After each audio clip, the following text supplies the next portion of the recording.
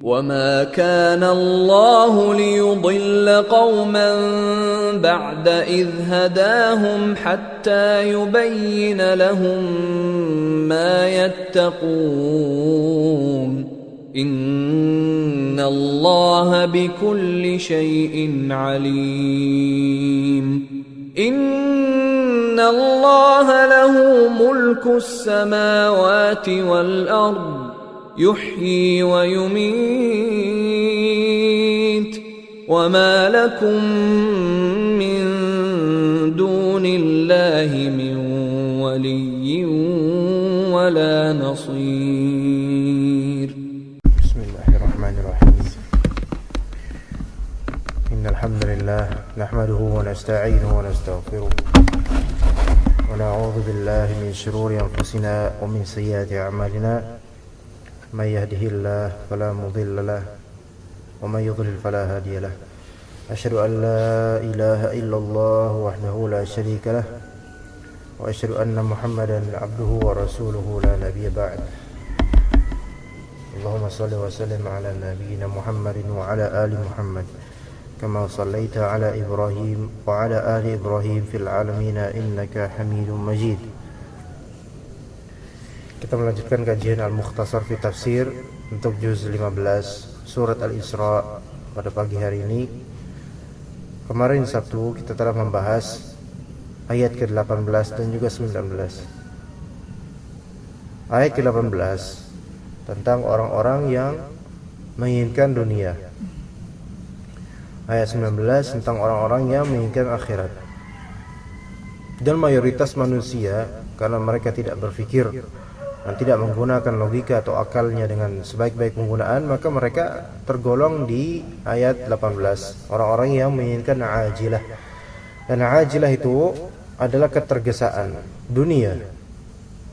Allah Subhanahu wa taala akan memberikan dunia bagi orang-orang yang menginginkannya. Oleh karena itu kita lihat orang-orang yang tidak memikirkan akhirat dan hanya berpatok pada dunia, Allah berikan jatah mereka yang penuh di dunia.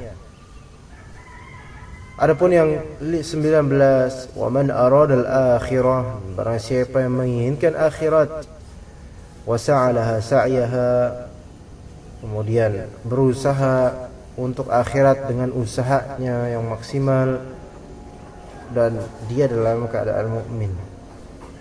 3 syarat ini kalau dipenuhi, maka mereka adalah orang-orang yang usaha mereka itu disyukuri. Disyukuri berarti diterima oleh Allah dan dibalas oleh Allah nanti. Kita perhatikan ada 3, ya, sebagaimana kemarin kita bahas, ada 3 syarat. Pertama, aradal akhirah, menginginkan akhirat. Kedua, sa'alaha sa'yaha, berusaha. Jadi bukan hanya sekadar ingin, tapi punya usaha menuju akhirat. Wahwa, yang ketiga, wahwa mukmin, dan dalam keadaan dia beriman. Labelnya label orang beriman. Nah, 1 atau 2 syarat saja tidak cukup, melainkan harus 3-tiganya.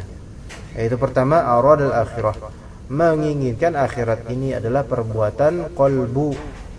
Keinginan itu adalah perbuatan qalbu. Nah, kalau orang cuma pengen doang tapi nggak berusaha, nggak bisa. Maka dia harus sa'alaha sa'yaha, berusaha benar-benar menuju akhirat. Harus berusaha. Nah, berusaha dengan anggota tubuh. Kalau tadi dengan qalbu, sekarang dengan anggota tubuh. Yang ketiga, setelah memang dia pengen dan juga usaha dengan anggota tubuhnya, dia beriman. Ya. Maka percuma orang-orang kalau misalnya pengen ke akhirat, usaha tapi dia adalah seorang musyrik, tidak beriman, nggak bisa. Nah, jadi bakal usahanya tidak akan Allah sia-siakan, akan Allah syukuri, yaitu dengan Allah terima dan Allah Subhanahu wa taala ganjari dengan pahala balasan di akhirat atau di surga. Kita menuju sekarang ke ayat 20, insyaallah sampai 22. Atau kalau misalnya nanti ada waktu sampai 23, kita lihat ya. Allah Subhanahu wa taala berfirman, kullan numiddu haula'i wa haula'i min 'ata'i rabbik wa ma kana 'ata'u rabbika mahdzura. Kullan, setiap, masing-masing. Ya, setiap. Numiddu, ya setiapnya. Di sini kullan berarti maf'ul, yaitu objek. Setiap dari keduanya nih.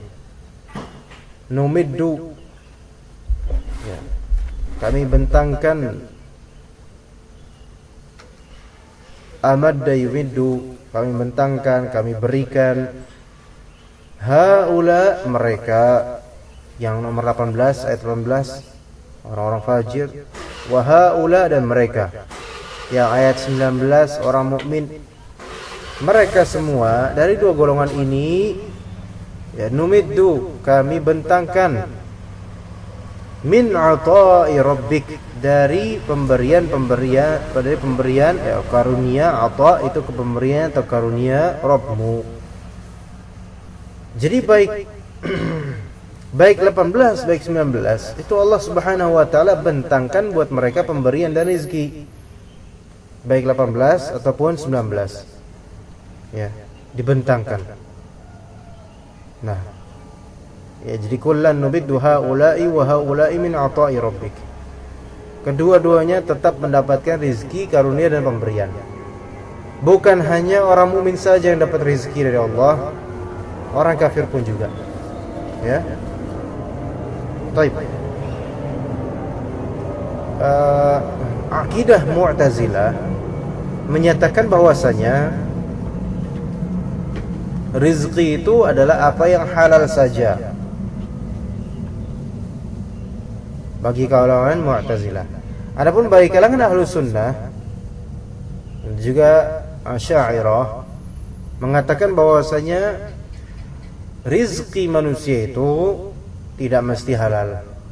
Ada rezeki halal, ada rezeki haram. Maksudnya kalau seseorang mencuri kemudian memakan dari hasil curiannya, maka itu termasuk rezeki dia. Rezekinya dia. Itu menurut Ahlus Sunnah. Adapun menurut Mu'tazilah, maka segala hal yang haram itu bukanlah rezeki seorang manusia. Begitu. Ya. Tapi beda dengan Ahlus Sunnah.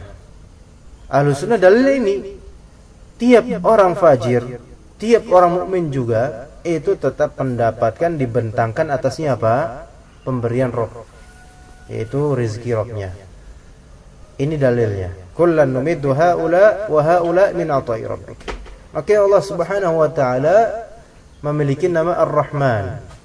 Kenapa? Karena Allah Subhanahu wa taala tetap membentangkan rezeki kepada yang fajir, fasik maupun yang mukmin muslim.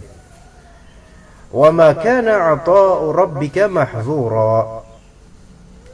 Dan tidaklah wa ma kana, tidaklah 'ata'u rabbika, karunia Rabbmu, kemurahan Rabbmu, mahdzura,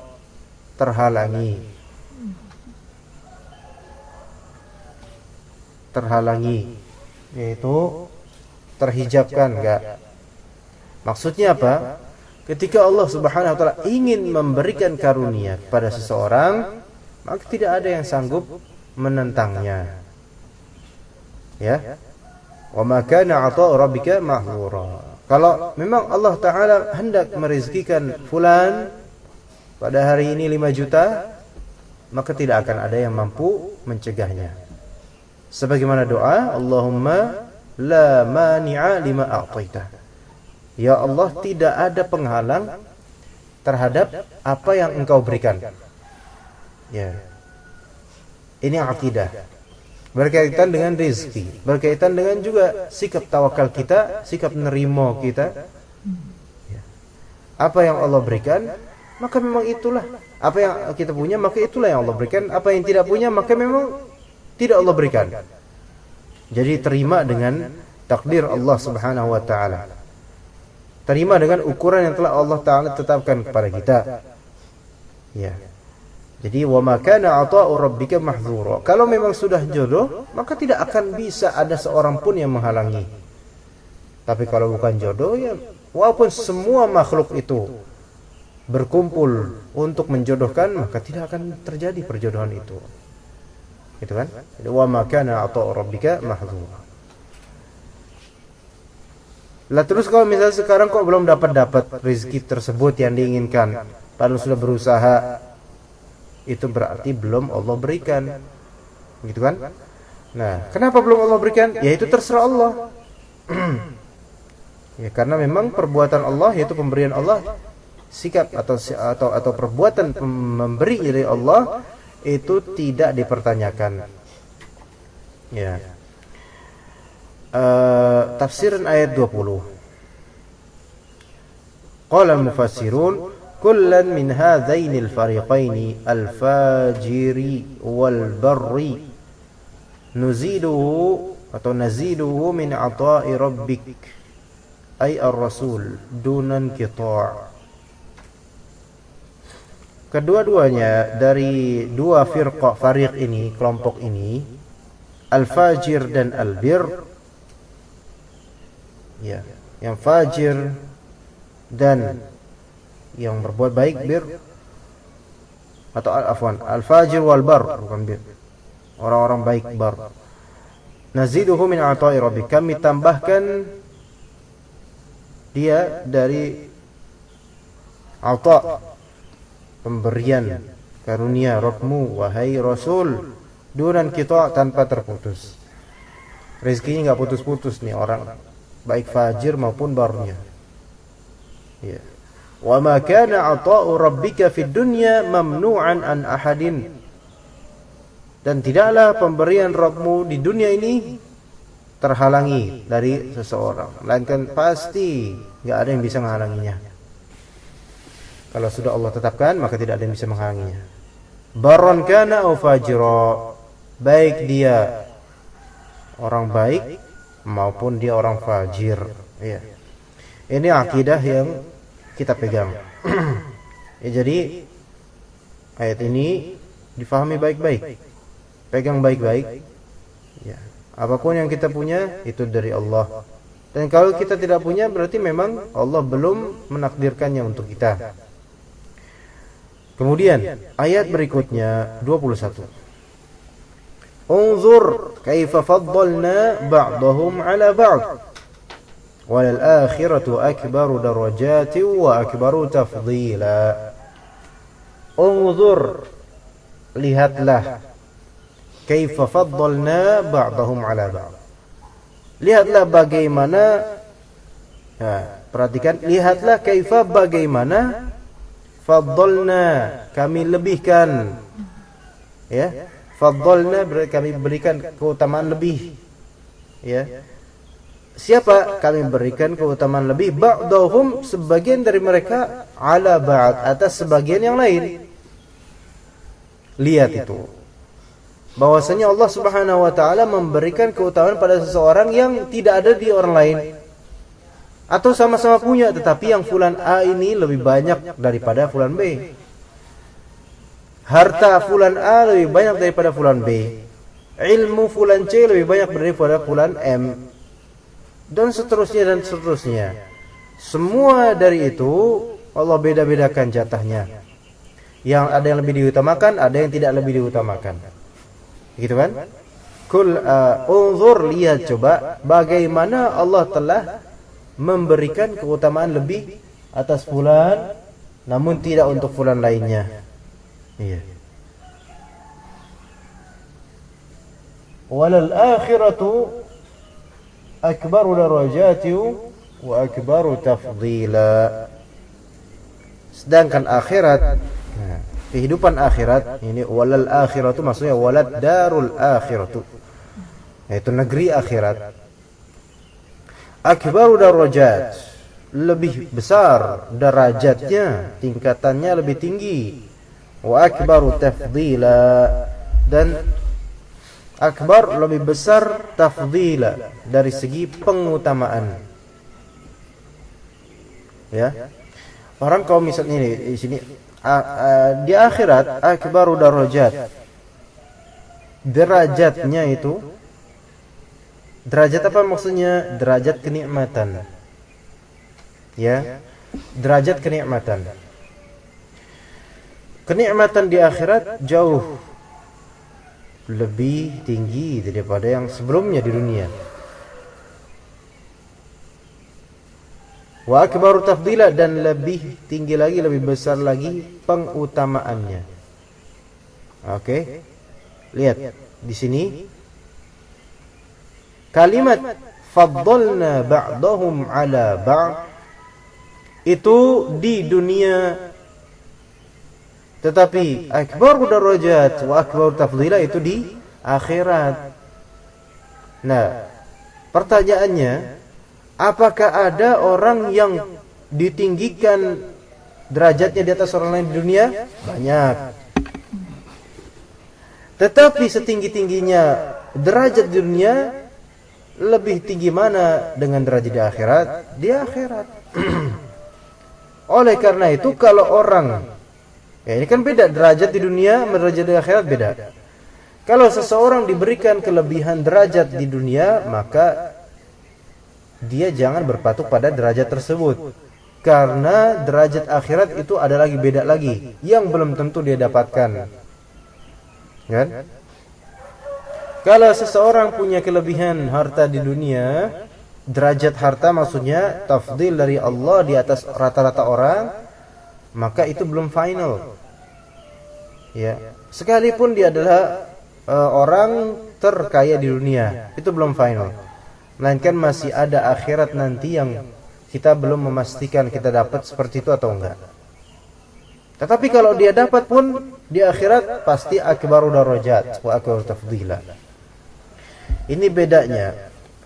Berarti yang namanya tafdil, pemberian keutamaan dari Allah, itu bisa di dunia, ada juga di akhirat.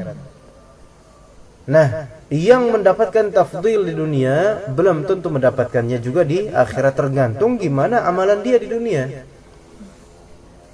Dan yang di dunia tidak mendapatkan tafdil tertentu, dia juga belum tentu di akhirat tidak mendapatkan. Bisa jadi dia dapatkan, tergantung dari bagaimana dia mengamalkan di dunia.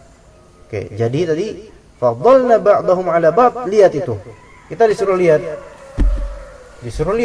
Karena memang kita bisa menyaksikan kelebihan demi kelebihan.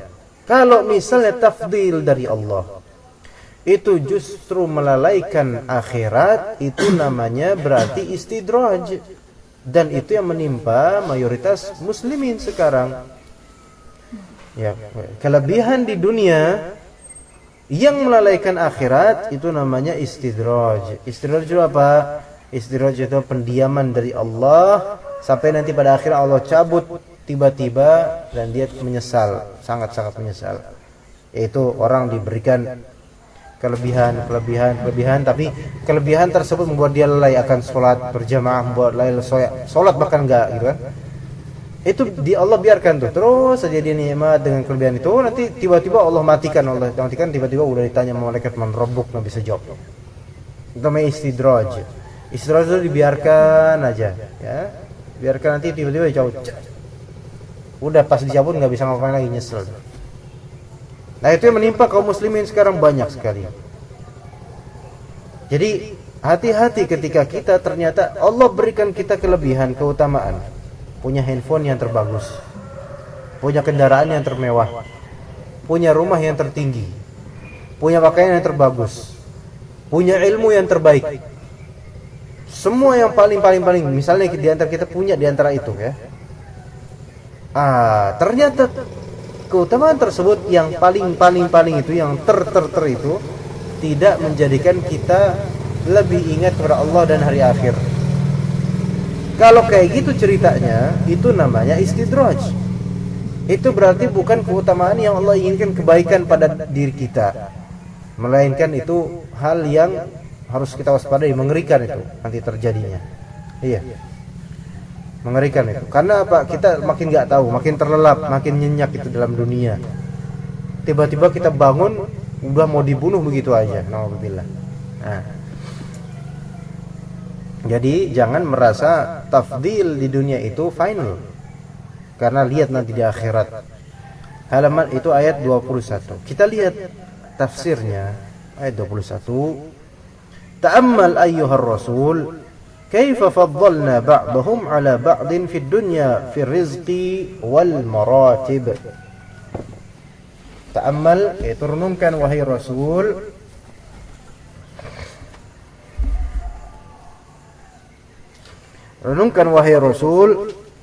wa kaifa faddalna ba'dahum 'ala ba'din, bagaimana faddalna ba'dahum 'ala ba'd, bagaimana kita telah mengutamakan ba'dahum, sebagian dari mereka, 'ala ba'd, atas sebagian yang lain.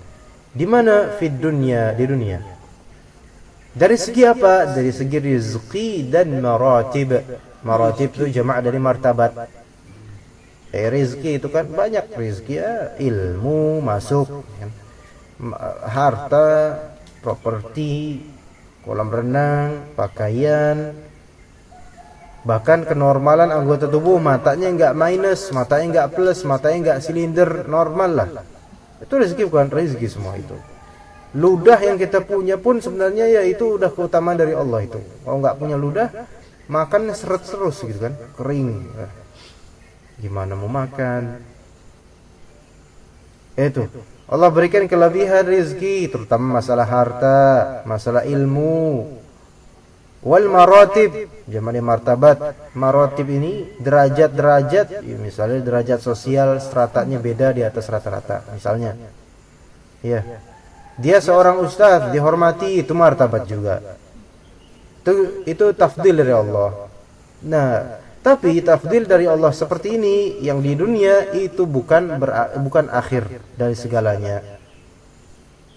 Mungkin gak orang martabatnya tinggi di hadapan manusia, namun nanti di akhirat ketahuan sebenarnya siapa dia? Mungkin. Mungkin seorang dikira berwibawa di hadapan manusia, kemudian ternyata dia menggunakan kewibawaannya itu untuk mengeruk harta manusia tanpa hak. Mungkin gak? Mungkin terjadi. Nanti di akhirat ketahuan semua itu. Na'udzubillah. Mungkin gak misalnya seseorang ustaz atau guru agama dikenal baik oleh banyak manusia, namun ternyata di kesendirian dia adalah orang yang paling jahat di antara masyarakat. Mungkin, dan itu nanti lihat. Walaupun di dunia dia didapatkan rezeki dan juga derajat martabat di atas rata-rata manusia, tapi lihat di kuburnya nanti, dan di akhirat nanti keungkap semuanya, wa hussila ma fis sudur, dan akan terungkapkan apa yang sebenarnya di dalam dada. Itu nanti. Kalau di dunia belum tentu orang ketahuan apa ya isi hatinya. Nauzubillah. Kalau misalnya makanya dalam hadis, masuk surgalah orang yang hatinya itu seperti burung. Maksudnya apa? Burung itu bebas dia. Burung yang bebas ya, bukan burung yang disangkar. Burung bebas. Kalau hati kita seperti burung, maksudnya apa sih? Seperti burung, yaitu bebas. Tidak benci sana, tidak benci sini. Udahlah, orang mau benci juga ya biarin aja lah, kita maafin. Itu orang kayak gitu tuh calon penghuni surga itu. Makanya sebagaimana yang dalam hadis sampai dikalikan, ada seorang yang dikatakan Rasul itu akan datang kepada kalian calon penghuni surga, ya kan? Apa? Dia pas mau masuk masjid buka sendal terus dibawa, ditenteng sendalnya itu. Ya orang biasa. Kata Nabi, ini calon penghuni surga nih. Loh, apa amalannya? Ternyata terungkap bahwa amalan dia biasa, secara ritual tuh biasa, sholat kayak kita biasa. Bahkan ya kita sholat pun kayak gini gitu kan. Biasa sahabat Nabi sholat. Tapi apa keutamaannya membuat dia beda masuk surga? Karena hatinya ibarat burung, bebas, enggak terikat dengan dendam. Yaitu ketika dia bilang apa kepada sahabat yang ikut ke rumahnya, dia bilang kalau ada orang salah sama saya itu saya maafin langsung. Enggak ada saya tuh hati itu hasad, dengki, sebel sama orang, sama muslim maksud. Udah saya bebasin. Udah. Nah, itu kalau punya derajat kayak gitu di dunia, itu enak di akhirat, lempeng gitu, lurus, asik gitu. Karena nggak punya hutang perasaan dengan manusia. Ya, makanya jangan sampai kita itu hasad atau mengirim ain tanpa sadar. karena hasad. Ya. Nah, martabat di dunia, rezeki di dunia, diingatkan itu bukan akhir. Walal akhiratu a'zamu tafawutan fi darajatin na'imi minal hayatid dunya. Dan ketahuilah sesungguhnya negeri akhirat a'zamu tafawutan, lebih tinggi lagi, lebih agung lagi perbedaan dalam derajat-derajat na'im, kenikmatan, minal hayatid dunya, daripada kehidupan dunia. Sudah kita bilang derajat itu la ainun ra'at wala udhunun sami'at, tidak sebagaimana yang terlihat di mata kita duniawi ini, dan tidak seperti yang terdengar di telinga saja, melainkan nanti pas dilihat surga itu ternyata jauh dari apa yang kita bayangkan dari kenikmatan. Jadi jauh lebih baik lagi. Nah, itu kita diingatkan oleh Allah dari sekarang, kita udah diingatkan ini dengan majelis ini dan juga dengan majelis lainnya, atau ketika antum baca Quran, bahwasanya dar akhirat itu jauh lebih tinggi derajatnya dibandingkan derajat duniawi. Maka kalau misalnya kita pun tidak punya derajat duniawi, cari derajat di ukhrawi. Kalaupun kita punya derajat di duniawi ini, baik secara rezeki ataupun martabat, maka jangan merasa jumawa dan berbangga dengan itu sehingga menganggap bahwasanya kita sudah paling puncaknya. Enggak. Masih ada derajat akhirat yang belum tentu kita dapatkan, kecuali pastinya dengan amalan yang soleh. Akbaru tafdila, ya, a'zamu tafdilan falyahris al-mu'minu 'alaiha. Maka wajib bagi seorang mukmin mempunyai hirs. Apa itu hirs? Yaitu ambisi, semangat, ambisi.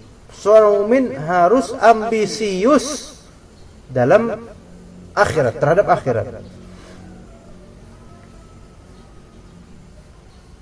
Kalau kita ambisius terhadap dunia, itu hancur kita. Allah, hancur yakin. Dan akhirat terbengkalai, pikiran tentang akhirat hilang. Ambisiuslah di akhirat. Misal paling ngajar anak SD ya. Kalau ambisinya cuma supaya dapat murid banyak, itu dunia. Tapi kalau ambisi dapat murid banyak itu ditujukan supaya ambisi pahala banyak, itu akhirat gitu loh. Jadi kadang beda. Ada sedikit perbedaan itu halus sekali gitu, tipis bedanya. Saya pengen punya banyak murid, itu kalau cuma kayak gitu doang, itu dunia bukan dunia. Dapat dosa nggak? Dapat dosa itu. Kalau cuma gitu doang dapat dosa. Kenapa? Ini kan kita ngomongin agama, maksudnya kita ngajarin agama. Kalau agama sekadar supaya banyak-banyakan murid tok, lah ini pasti nanti di akhiratnya dihisab. Nauzubillah. Tapi kalau memang saya tuh pengen banget punya banyak murid supaya pahala saya semakin banyak, lah ini akhirat. Oleh karena itu tidak bisa kita suudzonkan benar-benar 100% orang pengen banyak muridnya, nyebarin kajiannya atau semacamnya. Oh pasti dia nih pengen supaya muridnya banyak tok nih. Belum tentu. Bisa jadi dalam hatinya tuh dia sebenarnya berkeinginan dia pengen punya banyak murid atau halaqah supaya nanti pahalanya banyak mengalir buat dia dan juga orang tuanya atau siapa yang mendanainya. Bisa jadi seperti itu. Kemudian ada orang kepingin banyak punya harta. Muslim ya. Kalau misalnya orang kafir pengen punya banyak harta, kita udah pastikan ini dunia ini. Orang ini nggak ada manfaatnya gitu hartanya nanti. Coba kalau dia masuk Islam. Ada orang kepingin punya banyak harta, ya. Apa dia sangat rajin gitu kan dalam bekerja, mencari uang, mencari nafkah, mencari harta yang lebih. Nah, tapi dia juga jaga sholat, orang yang sholat gitu loh. Kita nggak bisa mengatakan begitu saja bahwa dia itu cari harta buat cari dunia tok. Belum tentu. Bisa jadi niat di hatinya dia pengen cari harta supaya kelak dia bisa nafkahin fulan dan fulan. Bisa. Enggak semua orang yang cari harta tuh murni cari harta doang. Bisa jadi harta itu untuk maslahat akhiratnya, sedekah, nafkah atau semacamnya. Gitu kan?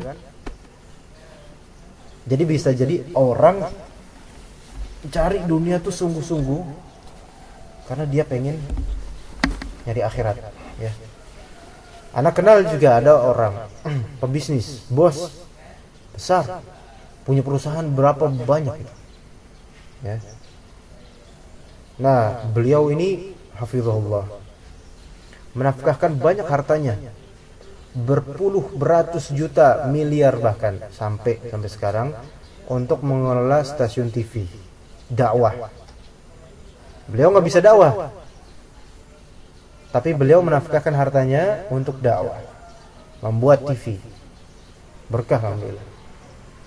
Dan itu bukan hanya satu orang kayak gitu, ada beberapa orang kayak gitu, maksudnya bikin TV, nafkahi atau berikan gaji buat semua pegawainya, akomodasinya, kemudian peralatannya, kan itu peralatan televisi, bikin televisi, perizinan dari segi parabola, dari segi itu menghabiskan, masya Allah, dengar satu bulan aja rutin bulanan itu nyampe ratusan juta satu bulan. Nggak bisa kita bilang dia dunia banget, nyari dana, nyari duit kesana kemari. Ternyata memang dia punya cita-cita ini, saya pengen berkontribusi di dakwah Islam, tapi saya nggak bisa ceramah, saya nggak hafal hadis, nggak hafal ayat. Ya udah di sini aja lah saya bisanya, saya cari duit, saya nafkahkan dalam bentuk seperti ini. Nah, itu dia punya derajat dan martabat di dunia dari segi ini harta, tapi dia sebagiannya dia infakkan kepada akhirat, ya. Dan itu tidak kecil, pas sana dengar ceritanya, subhanallah, luar biasa kayak gini. Nah, iya kan? Maka hendaklah seorang mukmin berhasrat, berambisi kepada akhirat. Oke. Kemudian Allah Subhanahu wa taala berfirman, dan mungkin ini adalah akhir maksudnya ayat terakhir, la taj'al ma'allahi ilahan akhara fataq'uda mazmuman makhdhula. La taj'al, janganlah kamu jadikan ma'allah, bersama Allah, ya. Jangan kamu jadikan bersama Allah ilahan akhar, sesembahan akhar yang lain. Jangan berbuat syirik, jangan menyembah selain Allah. Kalau kamu begitu nanti sehingga kamu taq'uda, kamu akan taq'uda sini nanti menjadi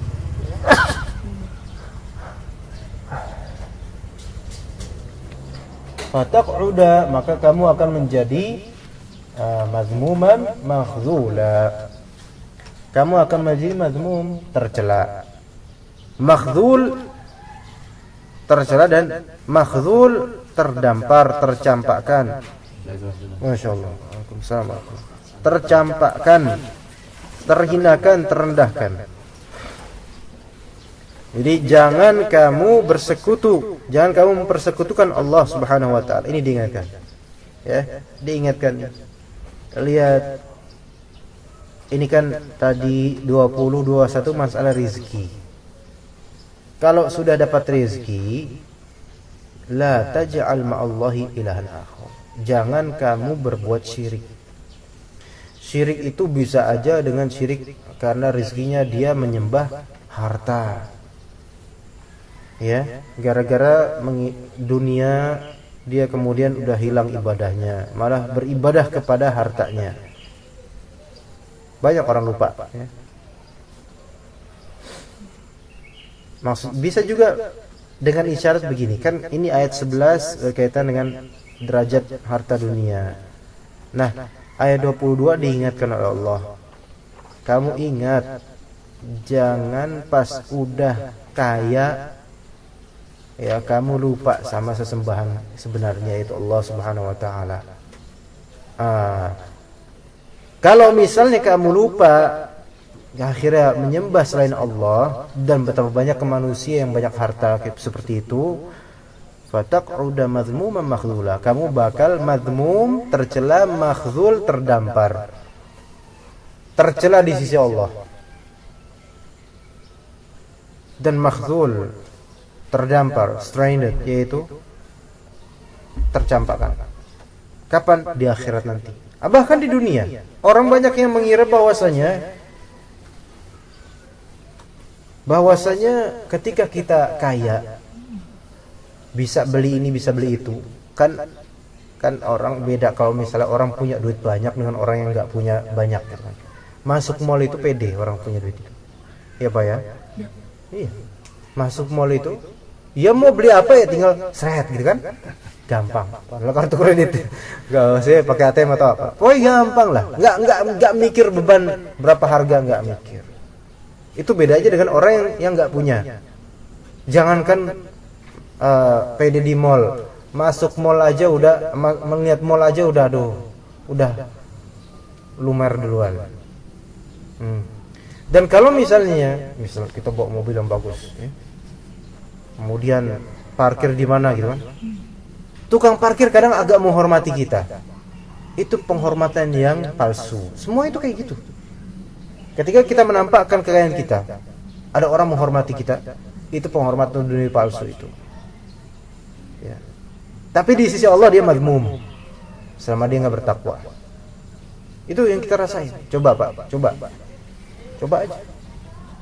Beda kalau misalnya nih kita pakai ini, ya, ini orang menghormatin. Itu kan orang penghormatan itu harus, oh ini orang berilmu nih, gitu kan. Tapi beda kalau misalnya kita pakai ini, kelihatan kaya gitu kan, bajunya bagus, ya.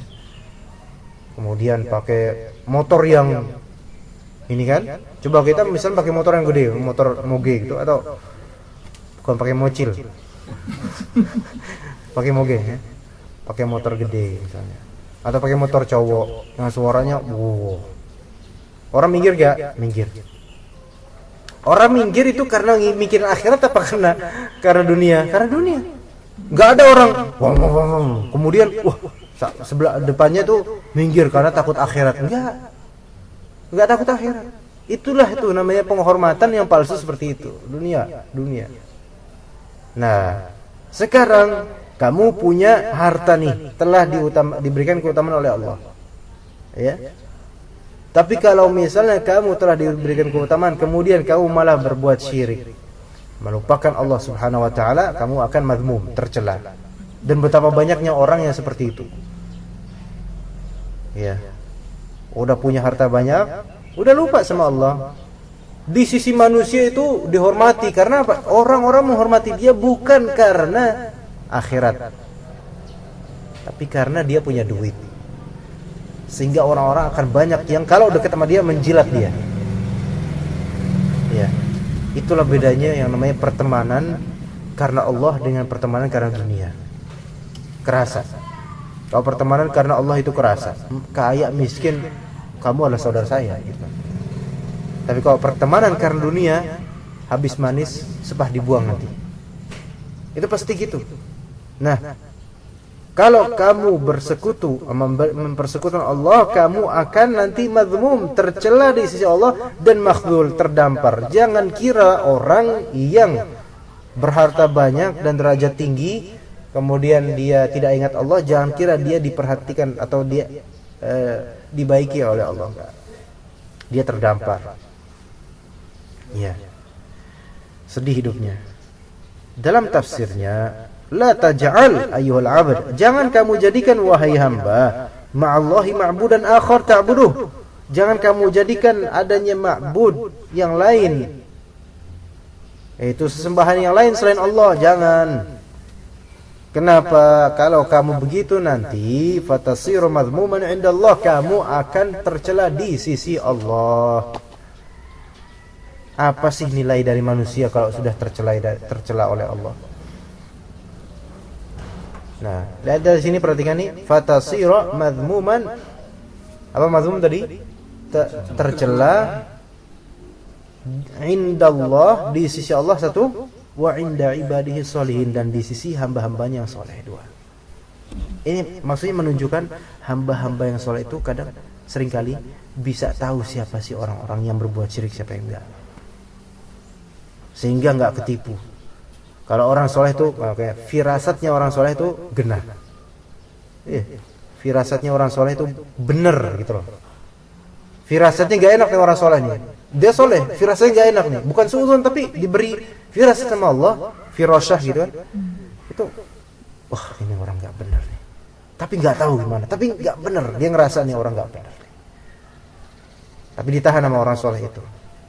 Sehingga orang soleh itu ketika merasa ini nggak bener orang ini, dia nahan diri, jaga jarak. Ternyata bener nih orang nggak bener. Jadi orang kalau misalnya makannya tuh pakai bismillah, halal halal makannya, halal pakaiannya, baik gitu loh. Soleh orangnya, sholat bagus, infak, sedekah dan seterusnya. Itu Allah berikan hati yang jernih. Kita tahu baju yang putih ada satu noda tuh kelihatan. Jadi ketika dia saking jernihnya hati, ada satu sedikit titik yang kok ini kayak gini ya, dia tahu langsung. Itulah orang soleh. Tapi kalau bajunya hitam kayak gini, antum taruh 1 kilo noda juga nggak bakal kelihatan. Iya, tapi bukan antumnya, bajunya tok ya masalahnya. Kebetulan. Nah gitu kan? Iya, terang semua deh kecuali antumnya. Aduh, antum tok lagi yang pakai kaos sendiri. Ya nggak apa-apa lah, nggak masalah. Nah, lihat di sini orang yang berbuat syirik itu mudah ketangkep. Makanya kalau kita tuh belajar tauhid tuh ya, kita kalau udah biasa belajar tauhid, ketemu dengan orang yang berbuat syirik itu gampang sekali mengidentifikasinya. Imma zahir, imma kok perasaan tuh orang ini nggak benar gitu loh. Ternyata tampak dia pakai jimat, dia pakai cincin yang mungkin diyakini begini begitu. Nah, jadi kayak gitu loh. Beda auranya antara orang yang suka belajar tauhid dengan orang yang tidak pernah belajar. Gitu ya. Makhzulan minhu, dan juga makhzul terdampar, dicampakkan dari Allah Subhanahu wa taala. Jadi Allah tidak mempedulikannya. Allah tidak mempedulikan orang-orang yang berbuat syirik ini. Ya. Baik. Yang tafsirnya kita cukup sampai sini. Setelah ini insyaallah sebentar kita akan membahas kitab 34 amalan saleh. 34 amalan pelipur dosa. Menghapus dosa.